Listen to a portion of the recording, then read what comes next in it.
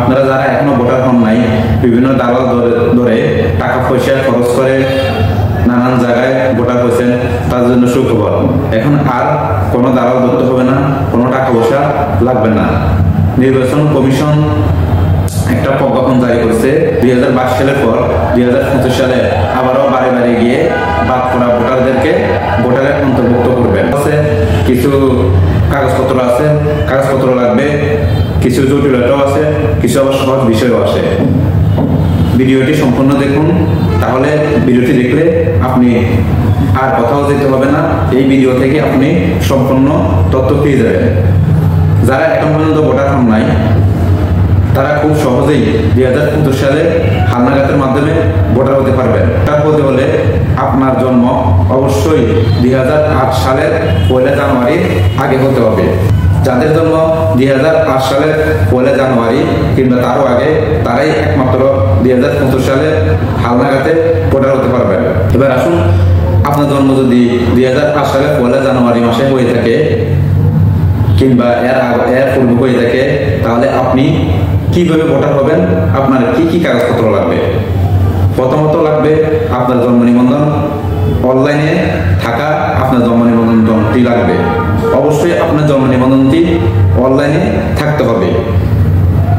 এনার হোক হাতে লেখা কোনো জন্ম নিবন্ধন দিয়ে আপনি 2025 সালে হালনাগাদের মাধ্যমে ভোটার হতে পারবেন না।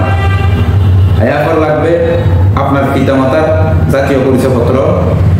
যদি আপনার পিতামাতা জীবিত থাকে, তাহলে আপনার পিতামাতার জাতীয় পরিচয়পত্রের ফটোকপি লাগবে।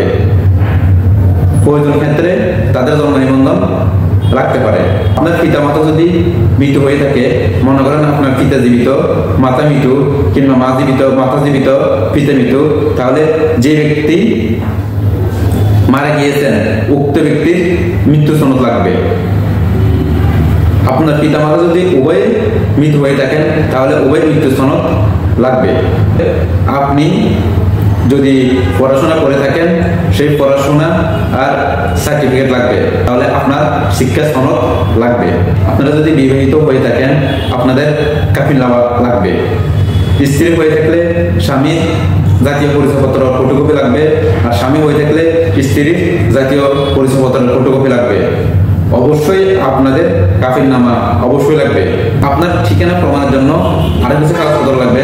আপনি যেখানে বসবাস করে থাকেন, স্বামীর বাড়ি কিংবা বাপের বাড়ি, সেখানকার বিদ্যুৎ বিলের কপি, ট্যাক্সের কাগজ লাগবে।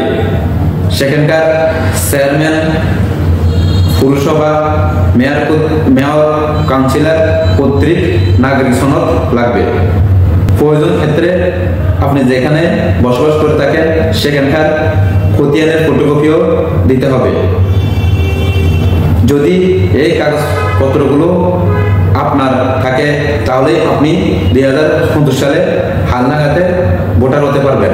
বিভিন্ন প্রাইমারি স্কুল, হাই স্কুলের শিক্ষকগণকে নির্বাচন কমিশন এজেন্ট হিসাবে দায়িত্ব দিয়ে থাকবেন।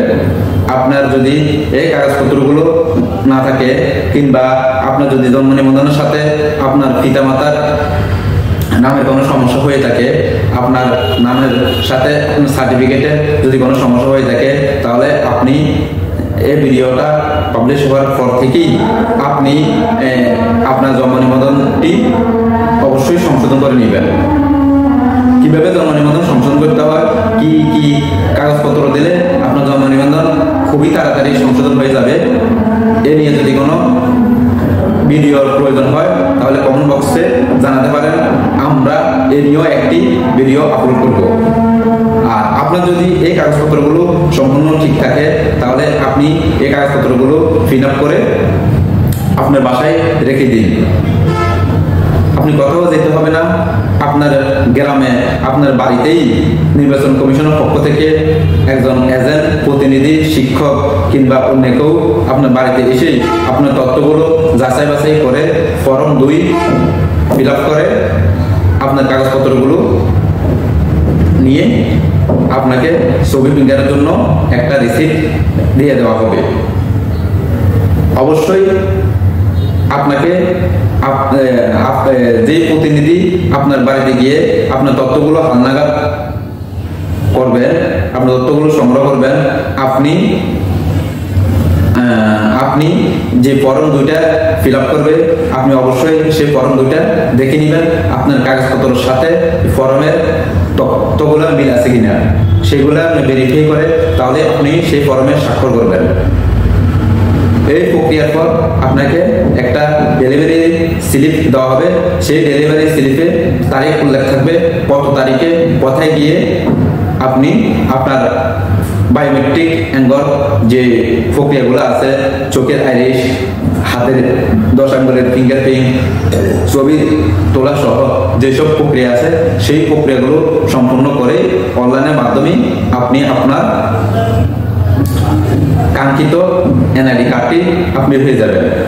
আরেকটা কথা না বললে নয়, অবশ্যই আপনি আপনার একটা সফল নম্বর ব্যবহার করবেন। যখন প্রতিনিধি আপনার বাড়িতে যাবে তখন আপনি আপনার একটি সফল মোবাইল নম্বর ব্যবহার করবেন, কেননা সেই মোবাইল নম্বরই আপনার পরবর্তী যে ধাপ বা করণীয় সেগুলো মোবাইলের SMS এর মাধ্যমে আপনাকে জানিয়ে দিবে। কিংবা আপনার কার্ডটি যখন সবকিছু তথ্য যখন আপনি দিবেন, আপনার কার্ডটি যখন ইস্যু হয়ে যাবে, তখন মোবাইলের মেসেজের মাধ্যমে আপনার জাতীয় পরিচয়পত্র নাম্বারটি দিয়ে দেওয়া হবে। আপনি তখন অনলাইন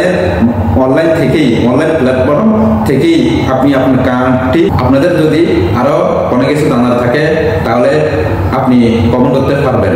ভিডিও ডিসক্রিপশন বক্সে আমাদের সাথে যোগাযোগ করার টোল ফ্রি লিংক দিয়ে দেওয়া হলো। আপনার যা জানার আপনি আমাদের সাথে ফেসবুক, মেসেঞ্জার, হোয়াটসঅ্যাপের মাধ্যমে জানতে পারবেন। আমরা প্রতিনিয়ত জাতীয় পরিচয়পত্র, পাসপোর্ট, জন্ম নিবন্ধন সহ সকল সরকারি কাগজপত্র আবেদন সংক্রান্ত ভিডিও আপলোড করে থাকি এই চ্যানেলে। আপনার প্রয়োজনীয় ভিডিও জানতে কিংবা আপনার প্রয়োজনীয় যদি কোনো তথ্যের প্রয়োজন হয় তাহলে আপনি কমেন্ট করতে পারেন, আমাদেরকে মেসেঞ্জারে মেসেজ করতে পারেন, হোয়াটসঅ্যাপে মেসেজ করতে পারেন কিংবা আমাদেরকে ইমেল করতে পারেন। আপনার সমস্যাটি নিয়ে আমরা খুব তাড়াতাড়ি ভিডিও আপলোড করব।